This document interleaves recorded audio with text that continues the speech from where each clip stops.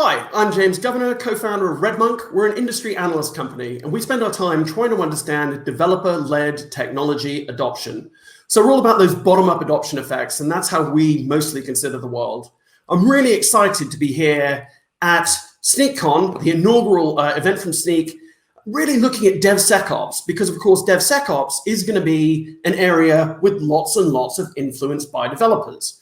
So when I was invited to moderate this panel, I thought to myself, who can we get that knows something about the space where we can really perhaps get a bit of attention, we can have a good chat. And so I'm really happy to introduce my guests here. I've got Maya Kaczorowski, a product manager at GitHub. Maya has the sort of dubious distinction of being one of the only people in the world that I have decided I will do what she tells me. Maya's super smart. And so if Maya says to do something, I'm going to do it. And that's her superpower. Andrew Martin, he has an incredible distinction of being a Kubernetes consultant that has actually worked on real customer engagements rather than just vendor sports and going to KubeCon. So Andrew is an engineer at a company called Control Plane, has done a lot of interesting work in public sector, in media, standing up pipelines and in and around DevSecOps for Kubernetes. So he knows something. And then I've got Ant Stanley, who is, well, he was the enfant terrible, but these days he's a bit more of an eminence grise in events in and around serverless. He knows everyone in serverless, and he's currently building out a learning platform called Homeschool by Senzo. And so these are my guests. They know a lot. I don't, so I'm going to hand it over to them. And I think the first question is really going to be about defaults and security defaults, because we think about DevSecOps, it's about that development thing. But let's talk about defaults. And Maya, I understand that the defaults in Kubernetes are really good from a security perspective. Isn't that right? Definitely. That's definitely a lie. Kubernetes has, so I used to work on Kubernetes security. Kubernetes has a lot of security features built into the platform, but not a lot of them are on by default. And that's for a variety of historical reasons, in the sense that it's really hard to move people, to make breaking changes, to move people onto a more secure default. But that is where the community wants to go over time. So one example, although it was a long time ago now, I guess more than a year ago, was moving from ABAC to RBAC, moving from attribute-based access control to role-based access control. That was a breaking change. It happened in 1.7, I believe. And similar types of changes is definitely where people want to be heading, but by default, no, not secure by default. So Kubernetes security defaults are not good, and that's a problem that needs to be fixed. So Andrew, like in your client engagements, is that something you start with? Do you kind of lead with a story about before you do anything, maybe you should sort of sort out some of these default issues? To some extent, yeah. I have to initially provide my thanks to Sig Auth and all of the contributors to Kubernetes, because I don't want to ruffle any feathers. There is a huge amount of work that's gone into Kubernetes, and especially the hardening of the defaults. But nevertheless, as Maya characterizes it, it's entirely correct. The situation is such that KubeADM is focused on developer experience and getting up and running quickly with a cluster. And what it stands up is not fundamentally insecure, but it's not suitable for, say, production workloads with PII or any data that we really don't want to lose. So in terms of how we approach a client engagement, of course, it's not necessary to stand up a straw man of insecure defaults, because it's relatively well known. Kubernetes is difficult to configure. And then by extension, once it's configured correctly, understanding how that configuration persists and remains correct throughout the lifetime of the cluster's maintenance, adding of features to applications, etc. It's really kind of the essence of the thing. So for a client engagement, we will say, how are you using this cluster? What workflows and what data flows go through it? And then we look to apply controls at the relevant places. And from that perspective, even though they're not enabled by default, the controls that Kubernetes surfaces are awesome. So we've got our cloud native firewalling and network policy. We've got various things attached to the namespace that give us that control. And then, of course, my interest is in not only that correct configuration, but its persistence ad infinitum. Okay. You mentioned PII. How much of a conversation do you have with your clients when you're thinking about secure pipelines and securing clusters? How much is that is a sort of a regulatory compliance discussion? Is GDPR an issue, or is it really you talk about PII rather than scaring people with massive fines? Yeah, I mean, I'm so supportive of GDPR because I think there is a trust given to an application developer or a security engineer by virtue of a user deciding to use the company's application. And that bond of trust is not clear. I think it's a lot clearer in something like civil engineering, where it literally goes into overspecking and making sure that a building won't collapse or a bridge will remain across a span. So in terms of the PII, it's a useful way of getting into the conversation. Actually, the people who care about regulations tend to do so because it's the Financial Services Authority rather than the GDPR legislation. But we're still moving in the right direction, and it's a damn sight better than it used to be. Okay. So, Ant Stanley, you do a lot of work in and around the Amazon sort of web services area. And, you know, as we know, probably 8 out of 10 major security breaches are about S3 buckets that have not been secured. You know, what's going on with like default security in Amazon, and how are we going to start making that better for customers?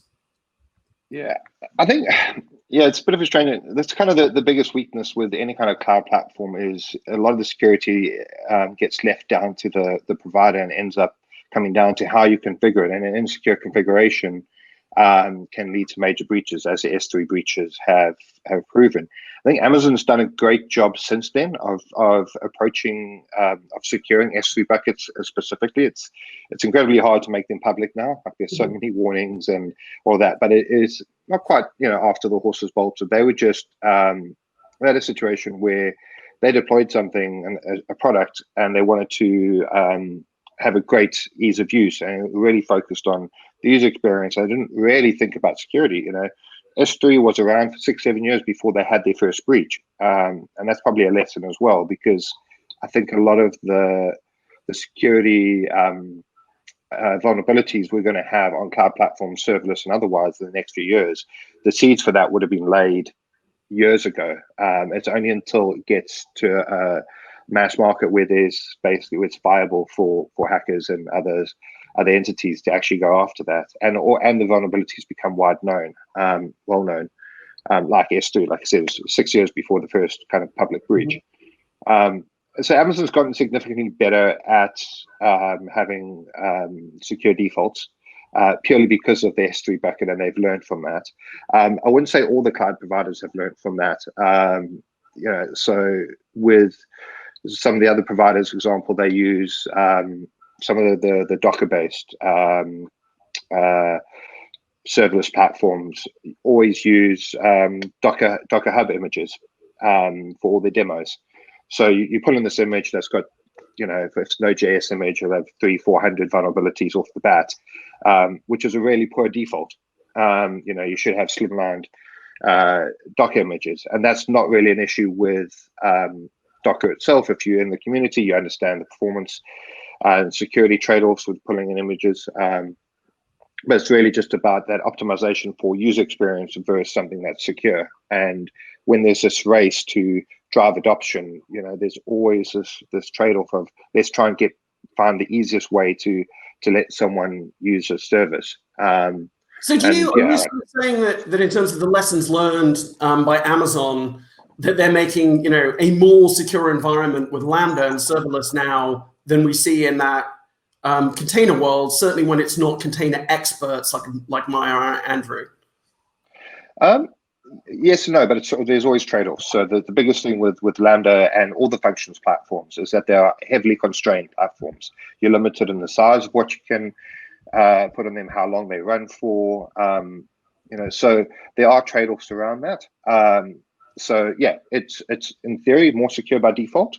But if you have, it's still easy, not easy, but it's still possible to make bad configuration mistakes. And Lambda is just a compute element. Every serverless platform, every serverless app consists of significantly more than just Lambda. And where you're going to have your security issues is with configuration and how the services talk to each other. So how the security policies are configured.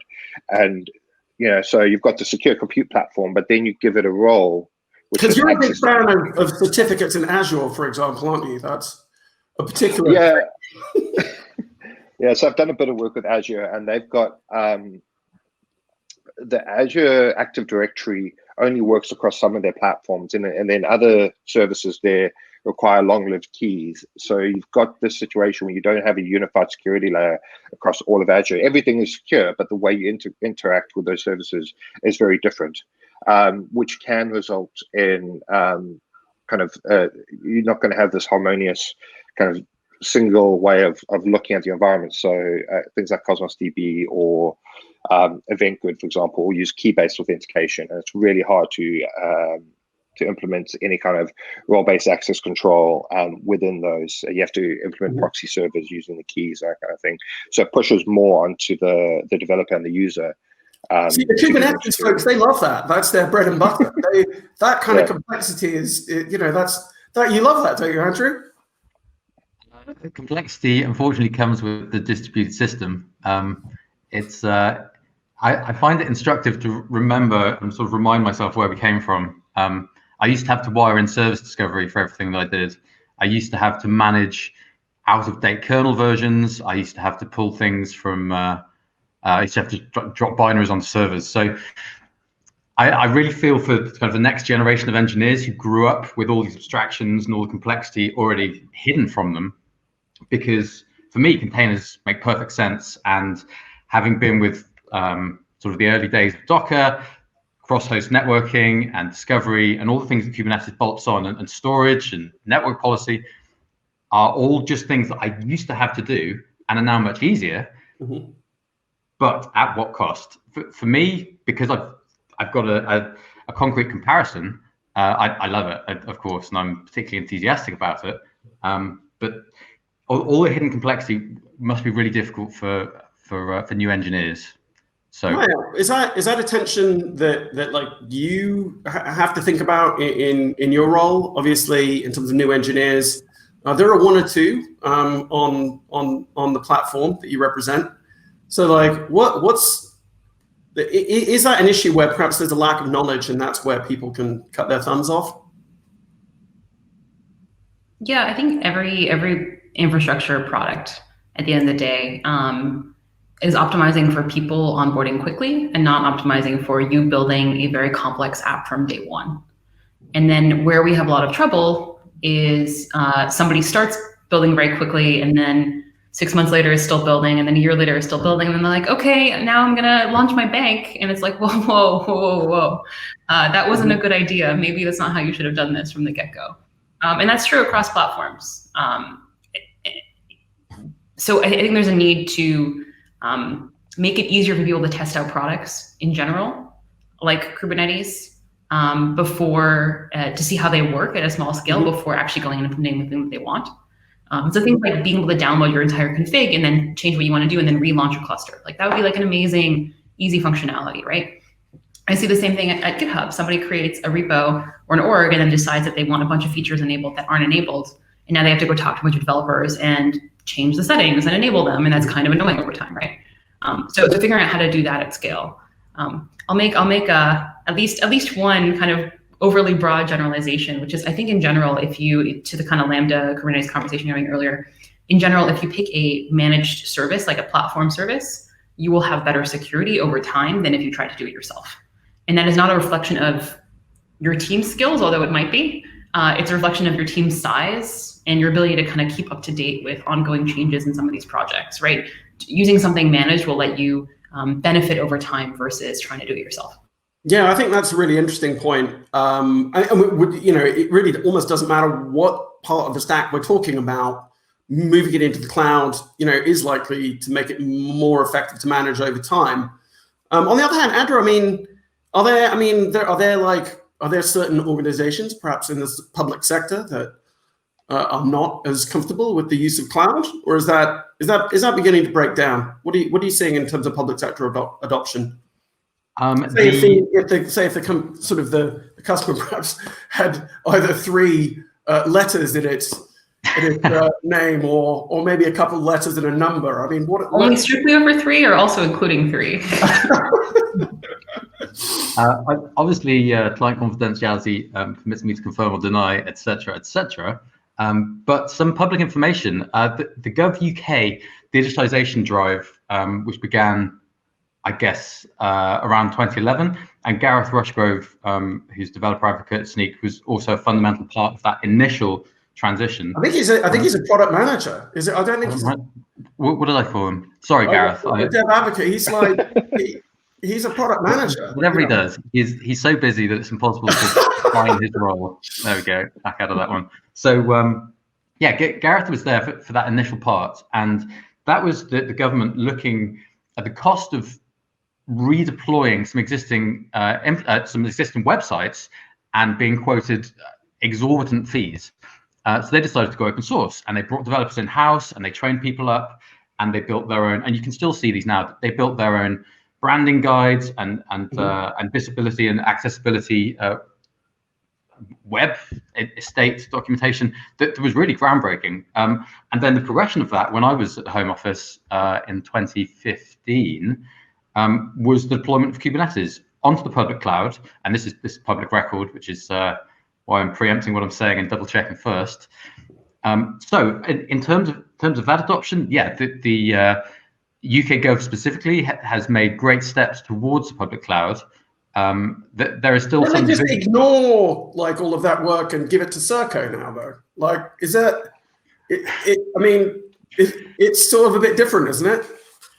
I think happily the Home Office is at least enshrined in its previous successes. More broadly, I mean, it's a hulking institution, isn't it? So I can't be too general, but yeah. So public cloud adoption has begun apace. I mean, in the US, we see dedicated AWS data centers for this. I think, yeah, I won't talk too much about the military contracts, but what does this mean? It means that public cloud adoption has some definite benefits, and a lot of the work that we do is on bringing regulated organizations onto the public cloud. There is always a friction. Yes, there's a huge benefit from offloading a lot of security and a lot of monitoring onto the public cloud. However, organizations are generally still a little wary of doing so. For all the benefits we get from the public cloud, the one detractor is metadata APIs and the concept of assigning a role to an instance. That typically has been abused. That's how Capital One, the biggest regulated organization I think that's been breached on the public cloud, was hosed. And I mean, Jeff Bezos stepped in front of Congress to answer a fundamental question, which was, is your cloud insecure because of the metadata API? To which he said, absolutely not, and shipped a V2, which doesn't rely on the origin of the packet that's making the request. Instead, it includes metadata. And to his credit, I know Maya was there at the time, the GKE workload identity APIs basically do that and preempted all of that explosion with Capital One as well. So that actually is probably the biggest friction. People are terrified of those of server-side request forgery attacks. And we're still seeing mostly hybrid cloud adoption, which is kind of a fallacy, but 2 clouds, let's say, one co-located and moving slowly with very long rack and stack times and no real developer velocity, unless somebody's very good at OpenStack or Open Infrastructure or whatever they rebranded to. Yeah, the rebrand. And the public cloud where stuff actually moves quickly. But there are security constraints that mean that some data just doesn't make it up there. But as we risk model stuff, that does change slowly. So I think we're seeing a bit of a big smooshing, actually. I mean, I think that model you talk about is interesting because I think we're beginning to see, frankly, multi-cloud and hybrid cloud are kind of becoming the same thing. You know, we've got like Anthos, we've got Tanzu, we've got OpenShift, and the approach is really about a platform that begins to collapse some of those kind of distinctions. Maya, in terms of your the point you made, and I think we should, given that this is SnykCon and it's about DevSecOps, we've talked about defaults a lot, which I think is part of DevSecOps. But what is DevSecOps, Maya? And can moving to the cloud be a trigger for adopting it? Yeah, DevSecOps is sticking the letters SEC instead of DevOps. No, it's DevSecOps is the same idea as DevOps, which is combining your development team and your operations team and working together to address like outages. This is around addressing security concerns, working with your security team as part of your development life cycle. So rather than kind of having security bolted on at the end, you would be continuously integrating security, like continuous integration or continuous development, continuous security in your development, so that you can catch issues early, address them early, and make everybody responsible for things like vulnerabilities found in code. Does moving to the cloud help DevSecOps?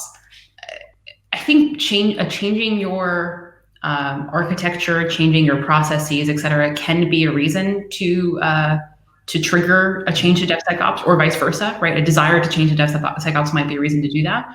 I don't know that specifically where you deploy, I think makes as big of a difference for DevSecOps. Adopting containers or serverless helps you be more iterative in your development. And if that's easier for you to do in the cloud, then yes, that helps you kind of get there.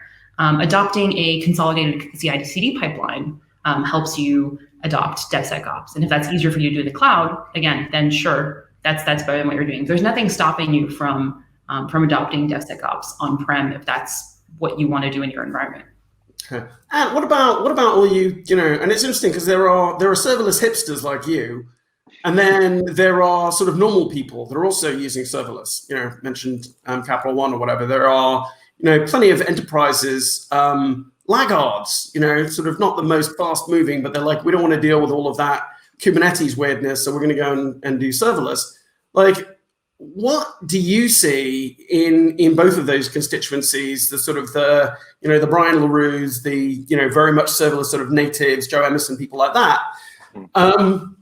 as opposed to enterprises, and can serverless adoption be a trigger for DevSecOps? In terms of what Maya's talking about, being much more about that iterative process and CI/CD. What are you seeing? Might serverless be a trigger for more secure development processes?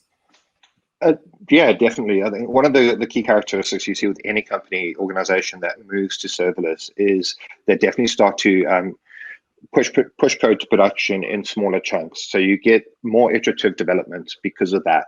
So you're having shorter feedback cycles, and you're having organizations going from deploying once or twice a month to multiple times a day, which does make things like DevSecOps easier to implement because you're testing a smaller piece of code. Your domain gets a lot smaller that you need to secure. There are other issues with going to decomposing your app into these little bite-sized chunks around that. But from a iteration perspective, your iterations get smaller and they get faster, which makes them easier to test, which ultimately will improve your security from that perspective, as long as you're doing the right thing. Okay. So, I mean, that's interesting to me because there are certainly, there are those in that community of, very aggressive, Amazon is the best type people, who tend to say things like, containers are just bad, and that enterprises should not do Kubernetes because it's too complicated and it's just about creating jobs for people like Andrew. Andrew, does that resonate at all, or does that just seem a bit unfair? It resonates in that I've heard it many times before. It comes back to the complexity, doesn't it? Whereabouts do you want to put the complexity? Is it in a well tried and tested system used by hundreds of, probably tens of thousands of installations around the globe with a vibrant community, or do you want to be on the end of some Terraform scripts, putting in your own provisioning and doing those things yourself? And by extension, I think a really valid point that both other panelists have made is that small atomic unit of compute, be that a container, be it a Lambda zip or whatever that turns into, that is something small and self-contained and easily reasonable about. So the advent of things like vulnerability scanning, with our generous hosts here as well, of course. There you go. Yeah, it suddenly becomes a bounded problem because the boundary is that thing that you're pushing into production. previously, that was a case of, well, actually, we don't know what the hell is going to go on with our deployment. So let's really focus on detection. Let's really see if there are anomalous behaviors on our file system or in memory. Let's instrument all of our servers so that we're able to just dump all the memory and perform forensics at any time. That completely inverts with containers. And instead, we focus on prevention. And then when it does come to detection, we have these enhanced tools that are namespace aware. So the question of is Kubernetes a consultant-led technology? To some extent, yes. But the foil to that, I would say, is who's going to do the work? It's not as if it's an invention of work, although actually instrumenting and using Kubernetes is obviously its own form of work. But really, there is complexity in running complex systems and maintaining availability. Who is responsible for that ultimately? Yeah, I'll jump in with a slightly similar, different opinion, which is the technology changes, right? Your infrastructure is going to change over time. You know, cloud is what, 10, 15 years old now. Like, people are going to start moving to the cloud, moving to VMs, moving to containers, moving to serverless. That's going to keep happening. Like, we're going to keep innovating, keep finding new things. The thing that continues to surprise me about Kubernetes in some sense is that anyone who's not in infrastructure seems to care. Developers shouldn't care what platform they write code for. Mm-hmm. They should just be able to write code and not care about the underlying infrastructure.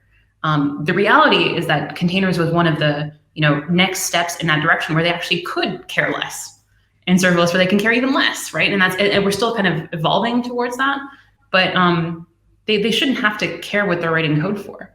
And there shouldn't be super fans for an infrastructure tool that most people are not going to have to run themselves.